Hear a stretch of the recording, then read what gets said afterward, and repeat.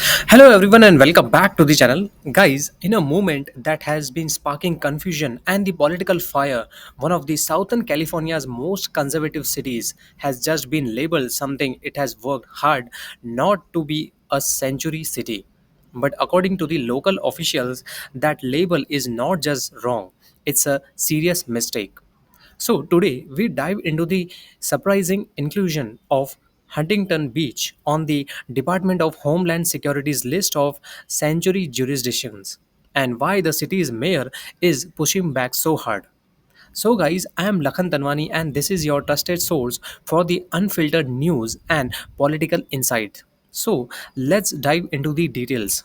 The city of Huntington Beach, a well known Republican stronghold in Orange County, California, is making headlines after being mistakenly listed as a sanctuary city by the Department of Homeland Security. The list, released this past Thursday, includes over 500 jurisdictions across the United States, places that the DHS says have politics limiting cooperation with the federal immigration authorities. But Huntington Beach officials are saying in no uncertain times that their inclusions on this list is flat out wrong.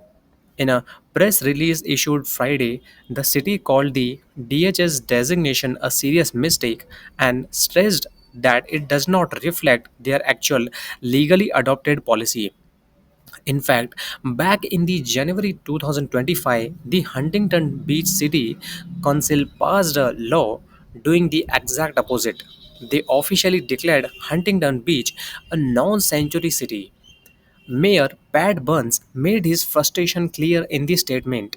He said, "We adopted a formal policy on this. It went before the council, and we unanimously agreed that Huntington Beach is not a sanctuary city." He emphasized that the city took the deliberate action to ensure their stance on immigration enforcement was unambiguous. So, how did the Department of Homeland Security get it wrong? Mayor Burns believes this was either a clerical error or a significant oversight. He has already contacted the federal officials and says he is confident the mistake will be corrected. But as of the Saturday morning, Huntington Beach still appears on the DHS list, and Huntington Beach isn't alone.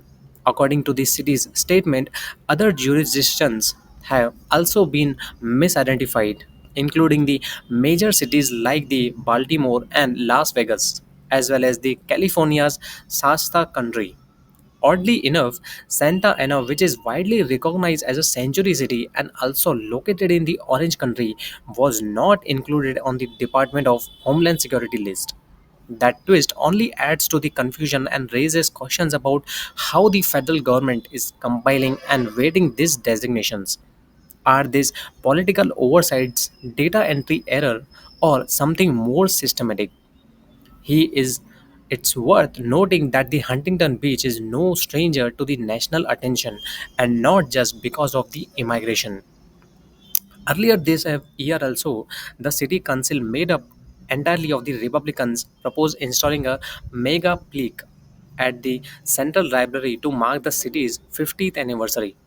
2. The acronym was reworked to stand for the magical, alluring, galvanizing, and adventurous. The political message behind it was unmistakable.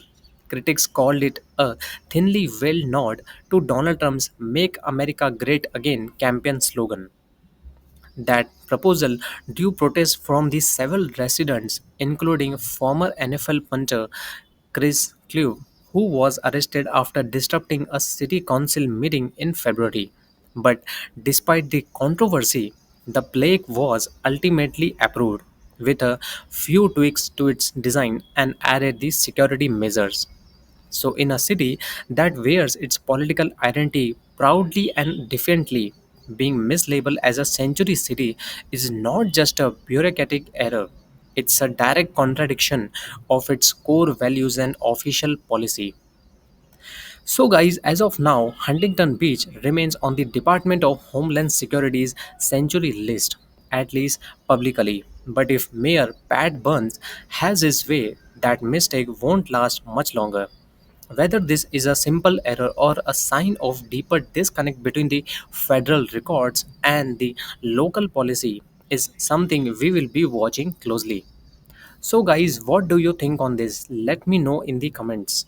Is this just a sloppy government record keeping, or is something else going on behind the scenes? Drop your thoughts in the comments below, and I would love to hear from you guys. And also, don't forget to like, subscribe, and hit the bell for more real news with zero fluff. Thank you so much for watching. I am Lakhan Tanwani, and I will see you in the next video.